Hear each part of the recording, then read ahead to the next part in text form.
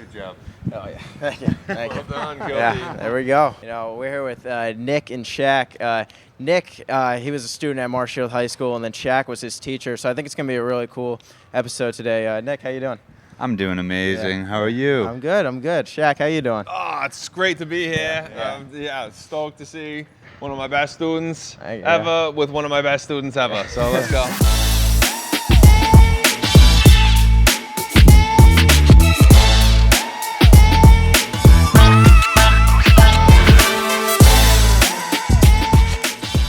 Talk about a hardworking guy right here. For real. Thank you. And that's what So it takes too. Yeah. By the way, I see you driving all the way up here to Hampton Beach, New Hampshire, setting up, going with the flow, because this concert life is pretty hectic. Yeah, I know. But you make it happen. Mm-hmm. Very impressive. Yeah. Let's go. Yeah.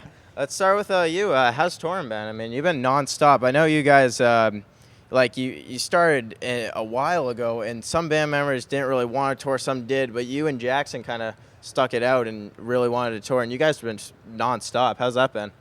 Yeah, absolutely. It's been mind-boggling, really. I guess that's the correct word. But, yeah, me and Jackson, he grew up in Duxbury. I grew up in Marshfield, and we met when we were about 25 years old playing music in bars and decided to start this band. And right off the bat, we said we were going to be a touring band. Yeah. We're not going to be, staying local. We want to make this a national, maybe even international type of thing. So we've been working really hard for about 15 years. Yeah, there you go. Nonstop. Yeah.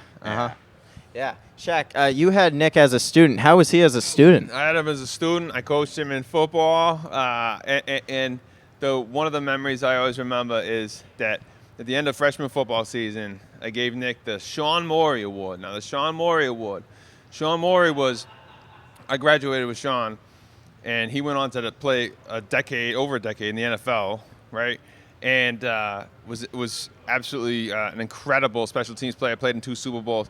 So to do what he did, I never saw a work ethic from anyone like I did from Sean Morey. That kid would do a lift in the morning and then a run workout, and then he'd go do a full day's work during the summer.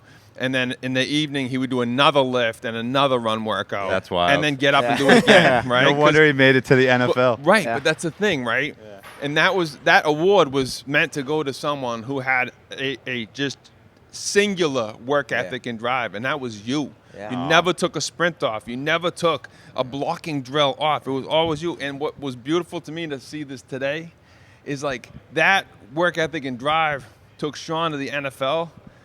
And it kind of turns out your sport is music and art, right? And you didn't tell me I was going to be crying on this. But like that, for real, like that it translated to the NFL for Sean, and now your NFL is like Red Rocks and growing, bro. And I love to see it. That's one of the nicest things someone has said to me in so long. Oh, bro, like, honestly, love you, man. Thank you, Let's Shaq. go. Yeah. Dude, speaking of freshman football, I was just telling Shaq outside, and just to inject some humor into this, but that is when I peaked. Yeah. as an athlete. But like I remember freshman football, and best times of my life by far. The team was so tight knit. Yeah. We had the best coaches. And it was just cool being a part of that atmosphere, going to the Marshfield High School and being on the football team and still looking up to varsity players, like the guys that are a couple years older than me, and being like, this is what we're working for. Yeah. But also being separate, being on your own freshman team. It's just so important and so underrated, I think. No one talks about that first year that you're in high school and you're learning the ropes and getting to know your teammates for the next 4 years. It's a special experience. Yeah. It truly is. It meant so much to me, and it shaped me so much as a person. It really did. That's awesome. And I had a blast because a lot of things in life, you put too much pressure on yourself sometimes, and you got to take a step back and realize that you're actually having fun. That's so true. Yeah. Like even right now, like the band just played Red Rocks, and we're selling out amphitheaters across the country. But I can't really take a step back and realize that I'm having fun right now. Yeah. But this is fun. I get to see I get to see Shaq. Let's go, bro. And dude, thank you guys so much. Yeah. So you think Marshfield shaped who you are today and everything? Yeah. 1,000%. Yeah, not to get sappy. I hate being a sappy guy. But yeah, those were like formative years, and there was so much to it. I remember I was in Stu's crew, which was the teacher that had your class right before you inherited it. Right. And it was so cool. It was a legendary class. It had been around since the late 70s. Yeah, something like that. Like Stu is a legend. Yeah. And I think he just passed last year. Yeah. Well, rest in peace, Stu. R.I.P. Stu. I was in that class, and I'll always remember Stu. Stu was a legend. And then he retired.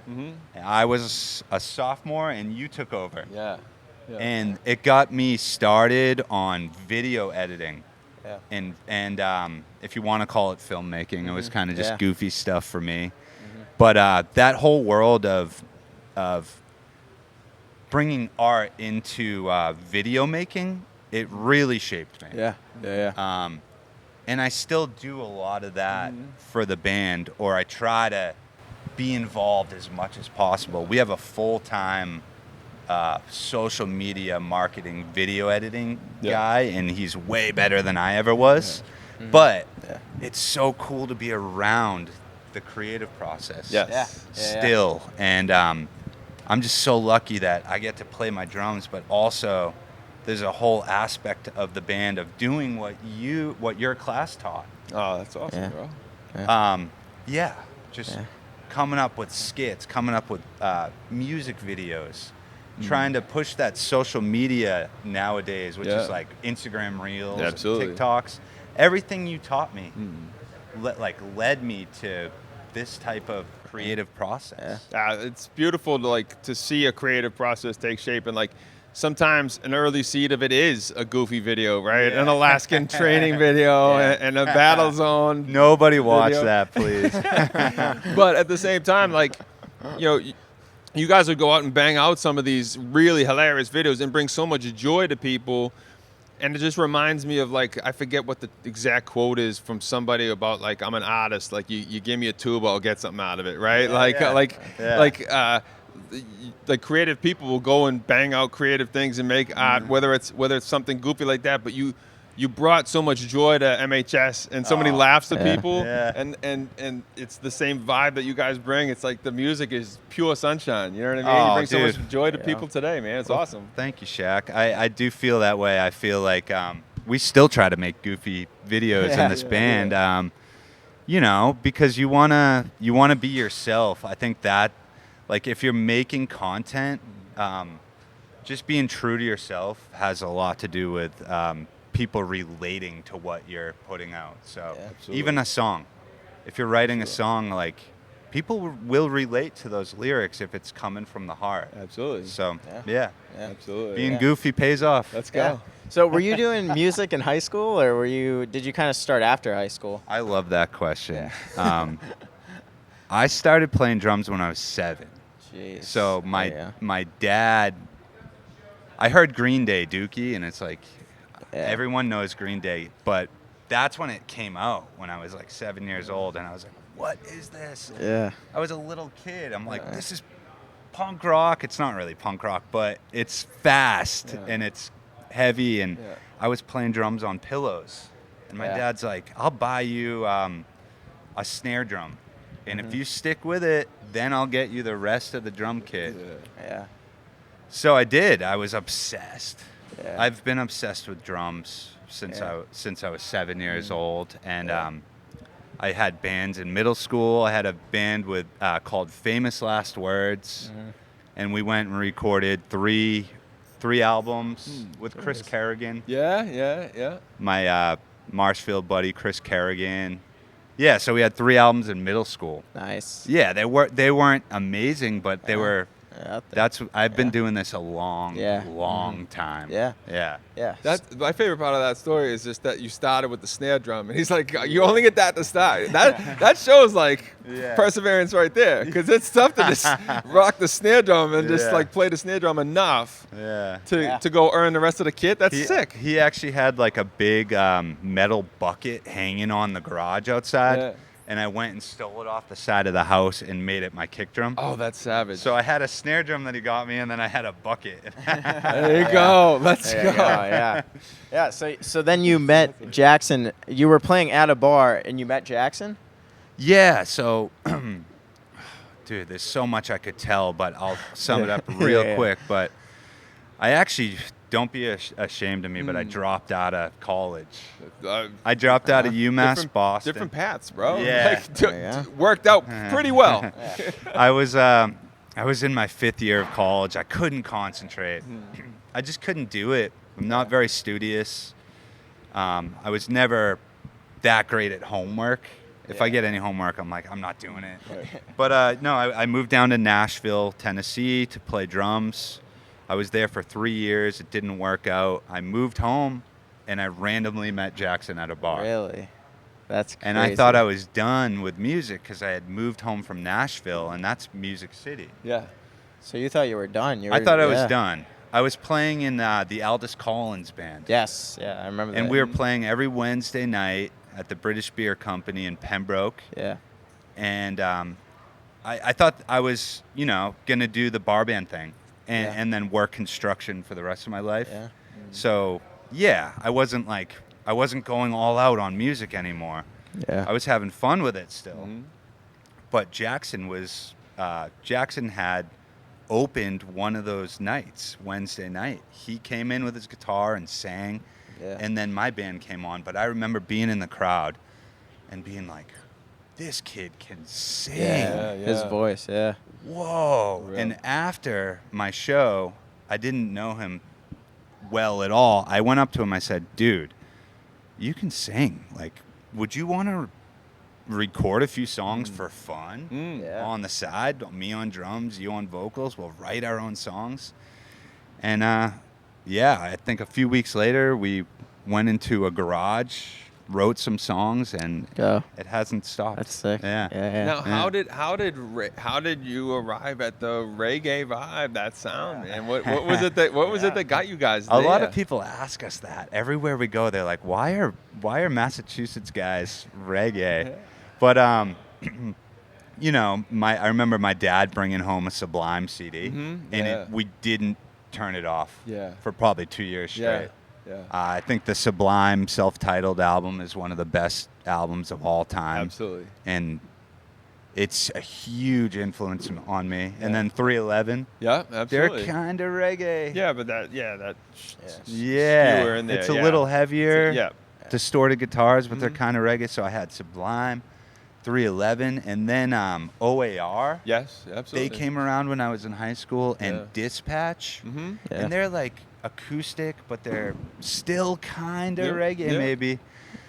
But then it all led to then there was Slightly Stupid, and it just kept rolling. The ball just kept rolling on the reggae thing. I was obsessed with Slightly Stupid and Sublime, and that's what I wanted to do. So, and Jackson was the same way. He might have had Jack Johnson and OAR and Dispatch, and he had way more reggae.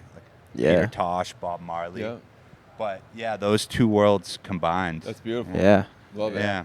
But now you were looking up to Slightly Stupid. Now you just did a show with them, right? Or you opened for them? Or? Yeah. I mean, I will always look. Yes. I will always look up to Slightly Stupid.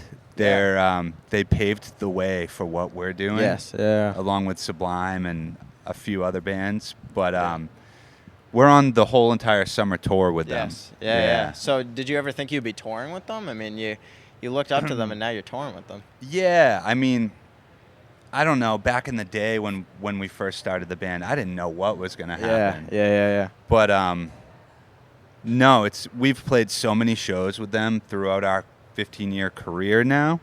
But this summer, we're direct support for them on the whole country, and that's huge. Yeah. Like, we play right before them. We're playing amphitheaters, so I don't know if I ever knew that was going to happen. Yeah. But I know that I wanted to. Yeah. There you go. Yeah. And then, so how'd you come up with the name of the Elevators? These are. Did you guys pre-think these questions? These are good. Or is this off the cuff? I wrote them down before. I Good man. You should get the Sean Morey Award. Dude, to be fair, he is a Sean Morey Award kind of guy. Yeah. I mean, he's been doing this since middle school. Yeah. I saw him coming up 6th, 7th Really? grade. Yeah. I've been doing it for a while. How did you get started in middle school? My mom introduced me to it when I was in like 6th grade or something like Yeah? that. It was like, I think it was even before COVID. And I went in there, I was just doing videos. I learned everything. I learned Final Cut, and then I kept learning. And then I eventually got to Shaq's class. And then he didn't let me it wasn't allowed to be it was only till your junior year. Yeah. But I was lucky enough that my freshman year, the next year, he changed it to sophomores.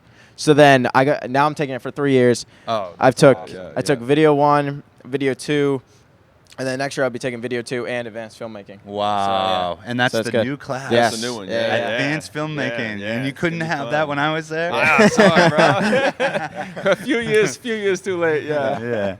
Well, no, sometimes it's really weird to just talk about myself. Like, I know the interviews about the elevators and stuff, but it's so cool to hear about you, dude. Thank you. And as far as how we came up with the band name, we were actually called the Cornerstone, which is a Bob Marley lyric.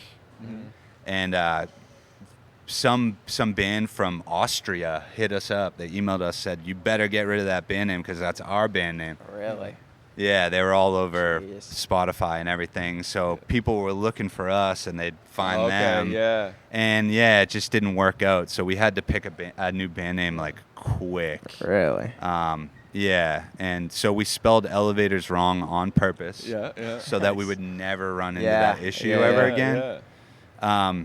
I don't know if this is kind of corny because I don't like corny, but it does say love in there. That's 'cause awesome. ELOVETRS. Yeah. So yeah. Really? Yeah. It worked That's out. awesome. Yeah, that's good. Yeah, so then you came up with the name and everything. Well, we were just before you jump onto that new one. We were talking about the similar story because you guys have a lot of connection with Levitate over the years. Oh yeah. Yeah. Yes. Right, and like we Yeah. were talking about It's the story. It Illuminate. reminds me Yeah. of like how Levitate was originally Levitate, and then it had like the copyright thing, and they had to change to Illuminate for a Yep, while, and then Illuminate. they Yeah. eventually ended up back at Levitate. Yeah. But it reminded me of that same situation. Yeah, it kind of is. It was we got a cease and desist, and we were scared. We were young guys, but the better move was to not fight it and just to move to something a more original name, and I think it's worked out. It does confuse some people. If people don't know their name, the band, they're like, "Why is it spelled this way?" Yeah. But it's like, band names are a weird thing. I think the dumbest band name ever is the Beatles. Yeah, that's true.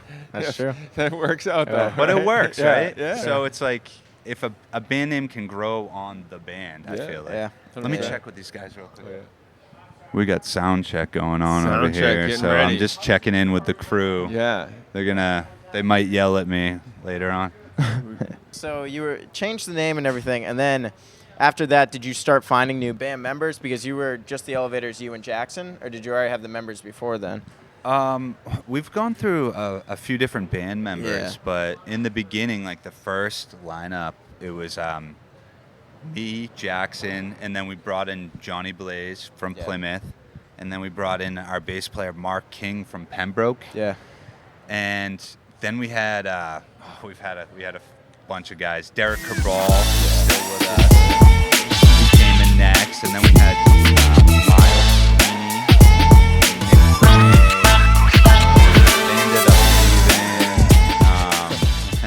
Mark King ended up leaving. Yeah.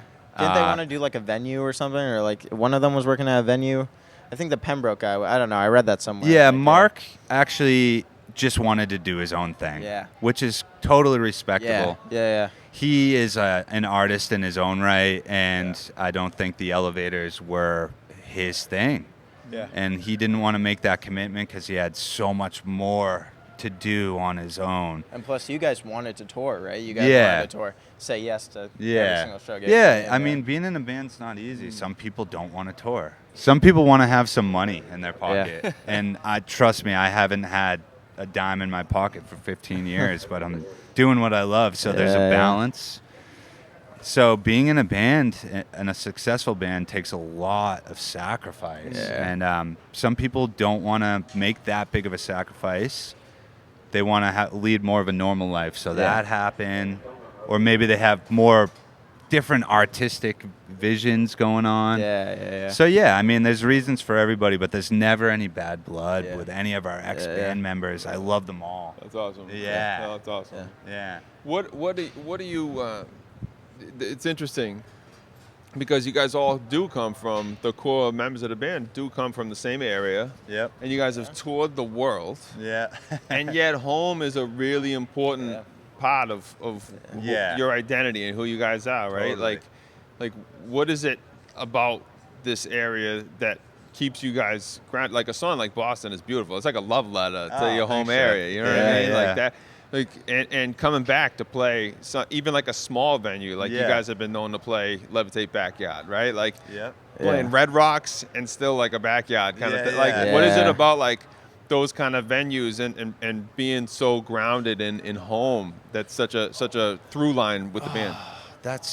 There's something so special about where we grew up and where we come from. Like I've been everywhere, and like just the people and the scenery and just everything about the South Shore is really special. And we love to come home. We love to play the Levitate Backyard. It holds 500 people, and we do 4 nights there. And it's it makes us happy. I get to see like everybody that I grew up with, and their mom and dad, and you know, the local bartender that I used to hang out with when I was 21, 22, and like you just see everybody from your life, and it's cool. And then I'll go down to the Bridgeway Inn and get a pizza and see all them, and I'm like, this is where I'm from. I'll go jump in the North River off the Hamrock Bridge. I did that last summer. I jumped off a few times. I was scared because I'm older now. But it's like, I just love it here, man. This is where I used to skateboard around the streets. I was that skateboarder, terror kid, like down the center, like ollying steps and breaking my ankle. And so, yeah, man, this is where my blood runs deep, you know, and there's something about staying true to like your roots or being loyal to your roots, being loyal to family. And I feel like people around here are family. We're pretty tight knit. Yeah, for sure. Like I can call up some of my best friends from high school right now, and they'll pick up on the first ring. Emond, JJ, let's go. Pico, Chris Kerrigan, any of those dudes. It's like, we all shared a special bond, like growing up in this area. And we just love it. We love coming back. We love playing here, and we'll never stop. That's awesome.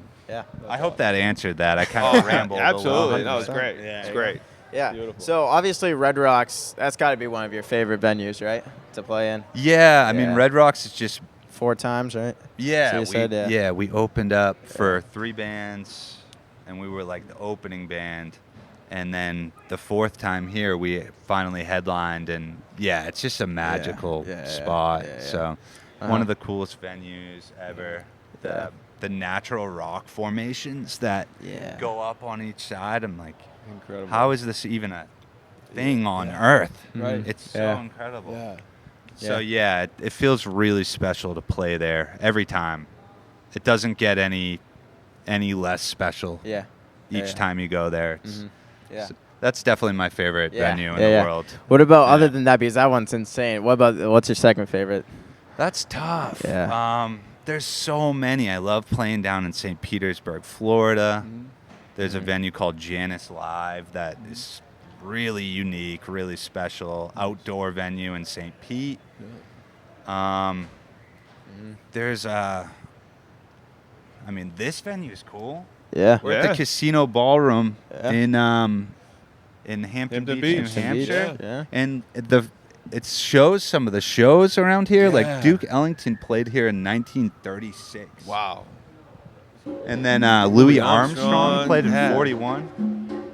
Yeah. The Doors. Yeah. Jerry Wow. Seinfeld did stand up here in 1988. So Oh, this no venue is Yeah. super cool. Every Every crazy. You two played here. yeah. Wow. That's crazy. Every venue has its own unique history and something super cool about it. So Yeah. it's tough Yeah, to yeah. say. If I don't say another word, let me just say to everyone that's watching that Shaq was my favorite teacher.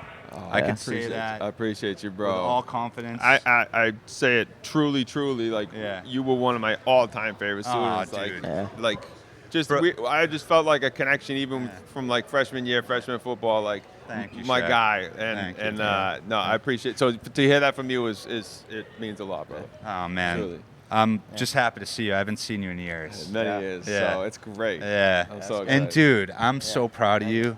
Thank you, dude. Sean Morey Award Yeah. of video Yeah, to you. Kilty's the next Yeah. Sean Morey guy. Thank you. He's There was going big this- places. There was this one time I was such a knucklehead, dude. I was an idiot, Yeah. like straight up. And Shaq ran the like the TVs in the homerooms, Yeah. and Yeah. there was a slideshow, and it said all the info, like what time lunch is at, and it was yeah. a slideshow. And I like broke into your studio room, and I changed the slideshow, and I like brought in clip art of a lobster, and like I wrote like someone has a lobster hand, which is so dumb, but it snuck into the slide, and I'm sitting in the homeroom. I'm like, oh no, I did that. And then I remember they put out an announcement like whoever did this, like come admit to it. So I went to you Yeah. and I said, Shaq, I'm an idiot, and that was me. And you looked me dead in the eyes and you said, Nick, thank you so much for being honest. Yeah. Thank you. Yeah. You go, I could get you in a bunch of trouble, but your honesty is what's most important. And then you never brought it up ever again. And it honestly, like, it made me feel very special. Like, it made me realize, like, just being honest and being a good person and like coming clean and like that people can forgive you for the things you do and stuff. So thank you for that lesson. Dude, too. I truly appreciate that. I always think like the most important things we're learning in school are not the curriculum a lot of times. It's the Yeah. other lessons, right? It's and so like true. And like once you have accountability, like, okay, we've got Yeah. it. Like, let's move on. Yeah. You know what I mean? Yeah, like, yeah. I don't love you any less. That's like, crazy. Let's move on. That was a great lesson. He right could have there. got me like suspended or something, but he was just like, "You're a knucklehead, Nick." All right. That's awesome. Yeah. Well, thank you guys. Yeah, thank yeah, you so absolutely. much. Thank you, guys. Yeah, man. Oh, Yeah. it's such Yeah. a pleasure, bro. This is you. fun. Yeah, Yeah. truly. I wish we could keep going, but I got sound check. Sound check. Yeah. Big thing. Yeah. ahead. We'll Great definitely do show another tonight. one in Yeah. Montreal. Yeah, we'll do studio, this yeah. again for Yeah, sure. yeah. Awesome, guys. Awesome. Yeah, thank you, Nick. Love it, bro. Yeah.